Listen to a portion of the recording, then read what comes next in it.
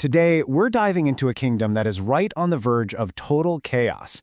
You've got a legendary king in his final days, and his silence, well, it's created this incredibly dangerous power vacuum where ambition, loyalty, and betrayal are all about to collide. This is the big question, isn't it? It's the high-stakes problem at the heart of our story. We're talking about a single moment, a single decision, or the lack of one, that could either keep a dynasty going or just plunge an entire nation into a brutal civil war. And look, this isn't some abstract thought experiment. For King David's court, this is a terrifying, unfolding reality. The future of the entire kingdom is totally up in the air. The knives are out, and you better believe everyone is watching, just waiting to see who's going to make the first move. So our story begins with the great King David. The giant slayer, the mighty warrior, the poet king. But the man we meet now, he's just a shadow of his former self. He's old, he's frail, and get this, he's so cold he can't even keep himself warm. His physical decline is a huge red flag for a dangerous political one. This little detail is just so telling, isn't it? The king's court is so desperate. They find a young woman, Abishag, not for any royal or romantic reason, but literally to act as a human blanket.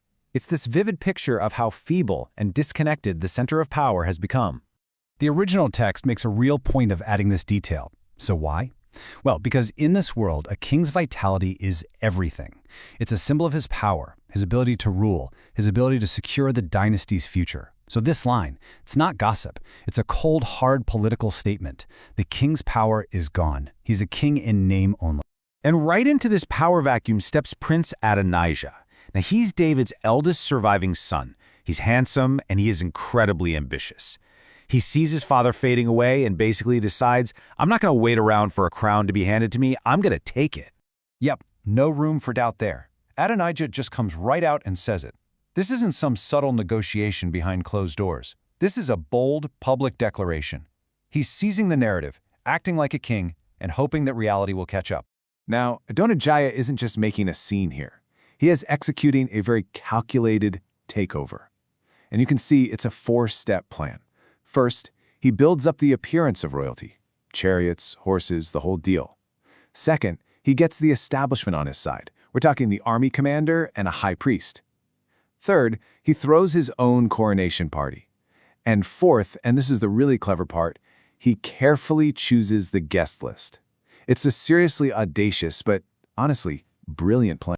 Adonijah's big move immediately polarizes the entire court. You can't be neutral anymore. He forces absolutely everyone to pick a side, and just like that, the kingdom's leadership splits into two opposing camps. You're either with him or you're against him.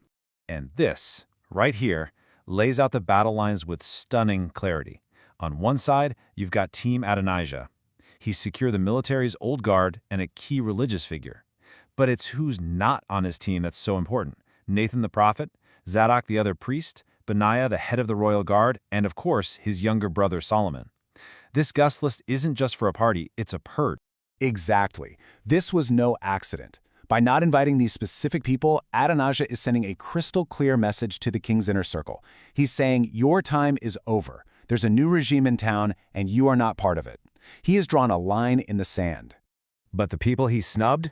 Oh, they don't just sit back and accept their fate. Nathan the prophet, who is a master political strategist, he immediately sees the danger. Adonijah has made his move, and Nathan knows if they don't act right now, they're all finished. So what does Nathan do? He goes straight to the one person who has the most to lose and the most potential influence, Bathsheba, the mother of the other main contender, Solomon, and his opening line is just pure strategy and urgency. He points out the threat, but also the key weakness in Adonijah's plan. The actual king, David, has no idea this is happening. Nathan's plan is just a brilliant piece of political theater. It's not a brute force attack, it's psychological. He's not sending in soldiers, he's sending in a mother.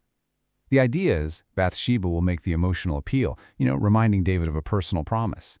Then, while she's still there, Nathan will walk in as the objective state official to confirm the news. It's a pincer movement designed to corner the old king and force him to make a choice right then and there. And let's be really clear about the stakes here. This isn't just about who gets the fancy chair. In a succession crisis like this, the losing side doesn't just retire to the countryside. They are typically executed as traitors. For Nathan, Bathsheba, and Solomon, this is literally a fight for their lives. So this brings us to the climax. The counterplot is officially in motion. Bathsheba goes into the king's private room, where the fate of an entire kingdom is about to be decided, not on some battlefield, but in a quiet conversation right next to a dying man's bed. Bathsheba's appeal is just masterful. She starts by reminding David of his own sacred oath, basing her claim on his authority. Then she frames Adonijah's coup not as a rumor, but as a done deal. Why then has Adonijah become king?